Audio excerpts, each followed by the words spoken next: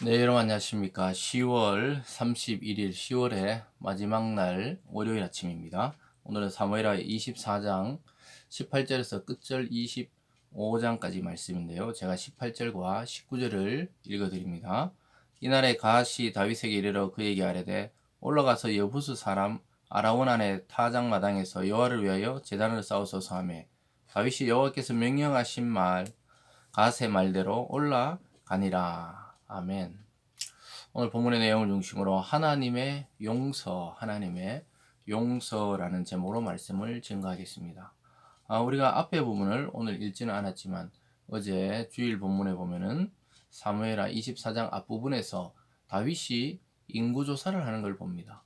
근데 하나님은 그것을 기뻐하지 않았어요. 왜냐? 인간적인 의도를 통해 인구조사를 통해 징집이라든가 또한 세금의 문제, 일반 국가처럼 운영하고 싶어하는 이 왕의 욕망이 들어가 있었기 때문에 그의 부하 요압도 하나님이 이런 일을 기뻐하지 않는데 왜 왕이 이런 일을 하느냐 이렇게 따져 물었던 적이 있습니다. 그러나 다윗은 끝까지 고집을 부려서 결국 인구조사가 하나님 마음에 들지 않는 그러한 일이었기 때문에 하나님이 그에게 재앙을 내리셨는데 세 가지 중에 선택을 하라 그랬어요. 그랬을 때 다윗은 하나님의 손에 그냥 맡겠다. 사람의 손에 도망다니고 또 뭐 다른 일로 통해서 재앙을 받는 것보다는 차라리 하나님의 손으로 치는 전염병이 낫겠다. 이렇게 했는데 3일간 딱 전염병이 이스라엘에 내리게 되는데 7만 명이 죽게 됩니다. 다윗은 상상도 못한 일이었겠죠. 3일 동안 전염병을 통해 7만 명의 백성이 죽으니까 정신이 탁 드는 거예요. 그래서 회개하고 하나님 차라리 자신과 자신의 집을 치라 이렇게 회개했을 때 오늘 하나님이 이 용서하시는 모습이 오늘 사무엘하를 마무리하면서 등장합니다. 그래서 이 사무엘서의 전체적인 내용은 한나의 기도를 통해 사무엘 선지자가 탄생하면서 그다음 왕정 시대를 준비하고 또 사울을 거쳐 오늘 다윗에 이르면서 다윗의 마지막에 하나님의 용서를 받고 또 은혜를 받는 것들을 보는 것으로 끝이 나고 있습니다. 여러분 우리도 어떤 일의 시작도 중요하지만 마무리가 하나님의 은혜와 하나님의 용서로 마무리되기를 바랍니다.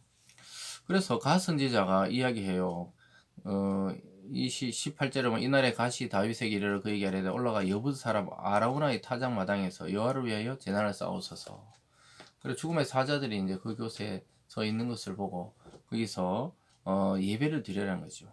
그래서 다윗이 하나님 말씀대로 올라가서 그 아라우나의 타작마당을 값을 주고 삽니다. 왕이라고 뺏는 것이 아니라 반드시 하나님께 나가는 그 예배 속에 자기의 헌신과 희생이 들어가요. 실제로 땅을 사는 걸 보게 되는데요. 21절에 이르되 어찌하여 내 주 왕께서 종에게 임하시나이까 다윗이 이르되 내게서 타작마당을 사서 여호와께 제단을 쌓아 백성에 내리는 재앙을 그치게 하려 함이라 하는지라. 그래서 하나님이 거기 가서 제단을 쌓고 또 하나님께 나올 때 이 재앙이 그친다는 거예요. 그래서 네 땅을 사고 싶다 이렇게 하니까 아라우나라는 사람이 아유 왕이여 그냥 가져가라 그래요. 22절은 아라우나가 다윗에게 아뢰되 원하건대 내 주 왕은 좋게 여기시는 대로 취하소서. 번제에 대하여는 소가 있고 뗄나무에 대하여는 마당질하는 도구와 소의 멍에가 있나이다. 왕이여 아라우나가 이것을 다 왕께 드리나이다 하고 또 왕께 아뢰되 왕의 하나님 여호와께서 왕을 기쁘게 받으시기를 원하나이다. 아유 저는 왕의 백성인데 왕이 마음껏 취하소서. 이 아라우나 타작마당도 가져가시고 또 왕께 드릴 예배 드릴 소나 또 그런 기구들이 있으니까 마음껏 드리기를 자기는 기뻐하고 또 왕의 그 제사를 하나님이 기쁘게 받으시기 원한다. 참 충성되고 헌신되고 또 왕을 존중하는 이 아라우나의 모습을 보게 됩니다. 그랬을 때 다윗은 고맙다 그러면서 그냥 사용한 게 아니고 값을 지불해요. 24절에 보면요. 왕이 아라우나에게 이르되 그렇지 아니하다. 내가 값을 주고 내게서 살이라. 값 없이는 내 하나님 여호와께 번제를 드리지 아니하리라 하고 다윗이 은 50세겔로 타작마당과 소를 사고. 사랑하는 여러분, 하나님께 나아가는 것은 헌신과 희생과 또 자기 포기가 들어가야 진정한 예배입니다. 그래서 다윗은 하나님께 예배 나가면서 값없이 그 땅을 사고 백성 것을 취한 것이 아니라 그에게 정당한 또 그보다 더한 값을 지불하고 그것을 사서 하나님의 예배를 그 땅에서 드립니다. 결국 이 땅이 나중에 예루살렘 성전, 솔로몬의 성전의 터가 되는 것입니다.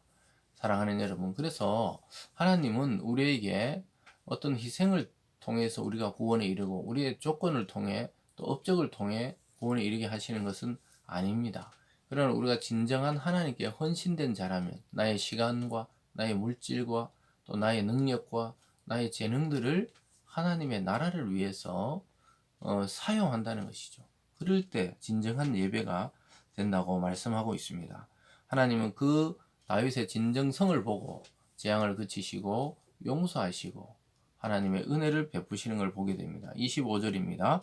그곳에서 여호와를 위하여 제단을 쌓고 번제와 화목제를 드렸더니 이에 여호와께서 그 땅을 위한 기도를 들으심에 이스라엘에게 내리는 재앙이 그쳤더라.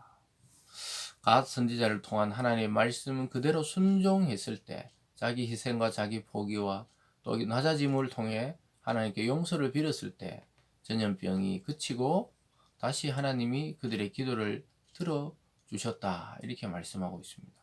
여러분, 이것을 오늘날 우리에게 그대로 적용하기는 힘들지만 그래도 전염병의 시대를 살아가는 우리 크리스찬들이 이 사실을 좀 눈을 뜰 필요가 있습니다. 우리가 지금까지 우리가 드렸던 예배, 또 우리가 교회에서 행했던 일들, 또 사회 속에서 교회의 모습들, 하나님께서 어떻게 보시는지를 지금 이런 시기에 점검을 해야 되죠. 그리고 우리도 진정한 다시 한번 하나님 말씀에 순종하고 정말 하나님만으로 만족하겠다, 이런 자세로 예배드리고 회개하고 또 세상의 죄를 우리가 대신 함께 중보하고 이렇게 할 때 하나님 우리에게 은혜 주시고 이 땅의 재앙도 그치게 되고 또 우리들에게 풍성한 예배의 은혜를 주실 줄 믿습니다.